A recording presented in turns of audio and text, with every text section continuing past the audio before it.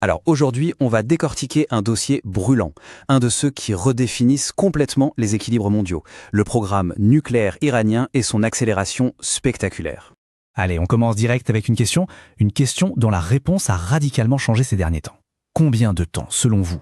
On parle en années, en mois? Moins de 2 semaines. C'est le chiffre qui met aujourd'hui toutes les agences de renseignement en état d'alerte. Comment est-ce possible? Comment est-on passé de plusieurs mois à quelques jours? C'est exactement ce qu'on va voir ensemble.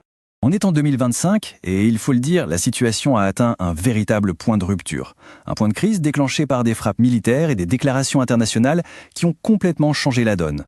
En fait, pour la toute première fois en 20 ans, l'Agence internationale de l'énergie atomique a officiellement déclaré que l'Iran ne respectait plus ses obligations. Une décision qui n'arrive pas de nulle part, elle fait suite à une escalade du programme tellement rapide qu'elle a provoqué une réponse militaire directe. Mais pour bien comprendre comment on en est arrivé à ce point de tension extrême, il faut faire un petit retour en arrière.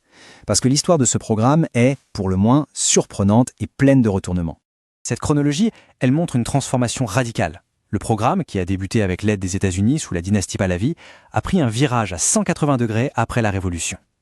Et puis, la découverte des sites secrets, d'abord Natanz, puis Fordo, a confirmé ce que beaucoup soupçonnaient. Une double finalité, à la fois civile et potentiellement militaire. Ce contraste est juste saisissant. On passe d'un projet de coopération pour l'énergie civile, soutenu par l'Occident, à un programme qui croule sous les sanctions internationales et qui est perçu comme une menace directe à la sécurité mondiale. Bon, maintenant, rentrons un peu dans la technique. Concrètement, comment fabrique-t-on une arme nucléaire?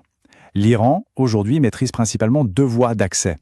La première voie, celle de l'uranium, est la plus avancée et, honnêtement, la plus préoccupante aujourd'hui.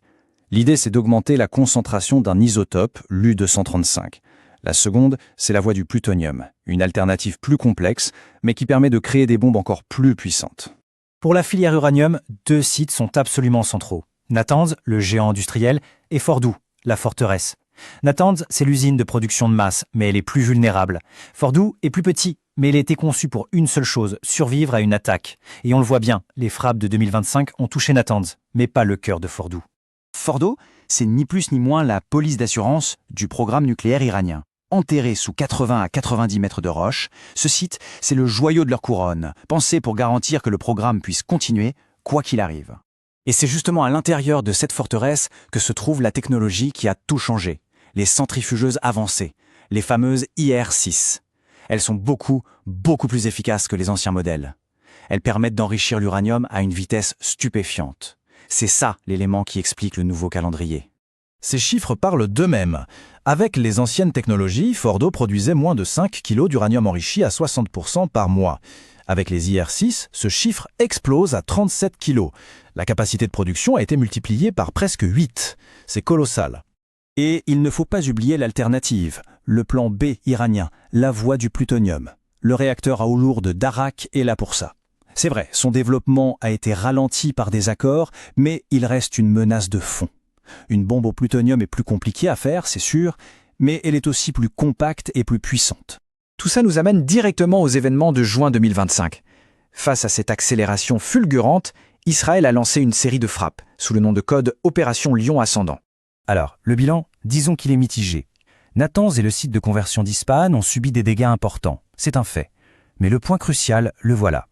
Les salles souterraines de Fordo, là où tournent les précieuses IR-6, sont restées intactes. L'assurance vie du programme a parfaitement fonctionné.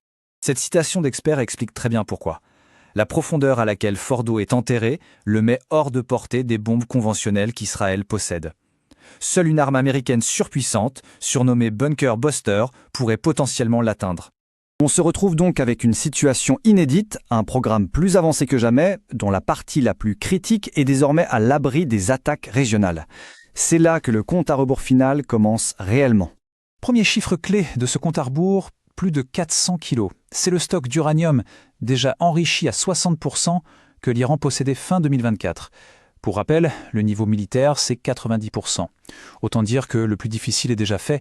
Il ne reste que la toute dernière étape.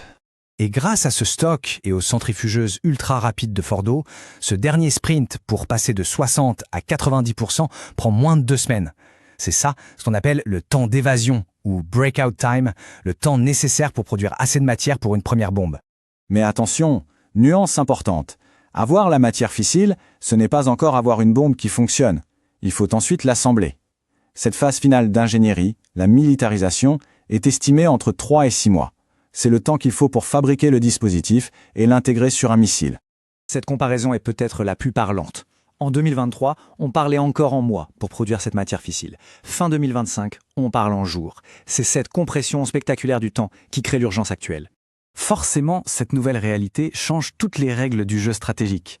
La fenêtre d'intervention, qu'elle soit diplomatique ou militaire, s'est réduite à presque rien. Les options qui étaient sur la table il y a quelques années sont tout simplement devenues obsolètes. Le seuil nucléaire n'a jamais été aussi proche. Le temps des estimations à long terme est révolu. La question n'est plus de savoir si l'Iran peut obtenir la bombe, mais en combien de temps. Une question ouverte, dont la réponse va sans aucun doute façonner la sécurité mondiale de demain.